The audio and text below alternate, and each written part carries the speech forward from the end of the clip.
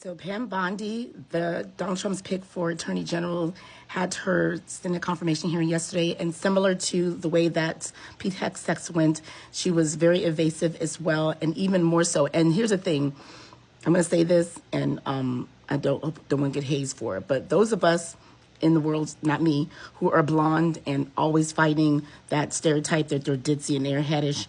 And Pam Bondi did not do well for your case, because essentially yesterday she was all like, I don't know, I don't recall, I don't, that's usually a tactic that for folks who don't want to admit information or feel that they are being trapped to say something to avoid saying something. And usually the people who say that know that there's incriminating things about what they want to say, and they just want to avoid saying it. And so that was all she was doing, like saying, I don't know, I'm not quite sure. But it mounted to what I think is perjury, because when she says stuff like, I never saw that and she did see it, she was lying, it's perjury. So there was a lot of perjuring over there. There was a lot of defending Donald Trump as never doing anything illegal.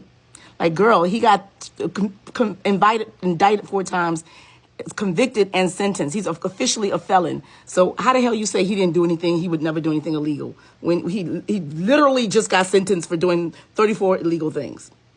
And then she has to say, I didn't know Kash Patel had a hit list.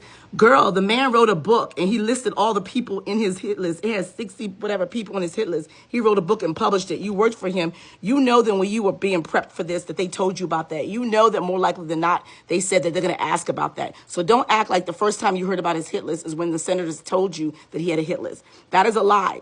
That's perjury.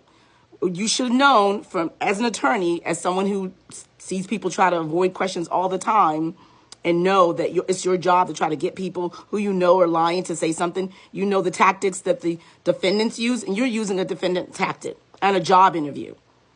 Pam Bondi's testimony told me yesterday, I'm going to go quickly over like 5 of the most egregious things that happened yesterday, is that she, like Pete Hegseth, would be a yes man and yes woman. What we know from Donald Trump's previous administration is that even though they were in Donald Trump's administration, they were principled. He left. Jeff Sessions left, his first attorney general. Bill Barr left. Like, he ran through his attorney generals because he was asking them to do things that they knew very well was against the law, and they had principles. Even Bill Barr, when Donald Trump asked Bill Barr, can we like shoot protesters or can we do whatever he said, Bill Barr had to rein him in a lot of times. So that's the scary part about Pam Bondi, the fact that she's unwilling to say out of her mouth, Donald Trump lost the 2020 election, because she's an election denier, means that she won't say no to Donald Trump.